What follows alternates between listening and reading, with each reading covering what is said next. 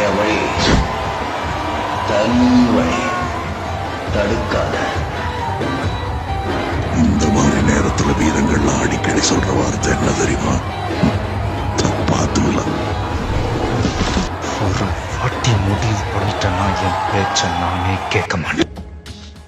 டெத்தே நம்ம கண்ணு முன்னாடி வந்து நின்னாலும் நம்ம கெத்த மட்டும் விட்டு கொடுக்கவே கூடாது. ஓங்கி அடிச்சா 1.5 டன் வெயிட்ரா. பாக்குறியா பாக்குறியா? அரசன் அன்று கொள்வான், தெய்வம் நின்று கொள்ளும். இந்த சாமி சாட்சியை நம்ம கொண்டுட்டு போயிட்டே இருப்பேன். ஜாக்கிரதை. If you are bad, I am your dad.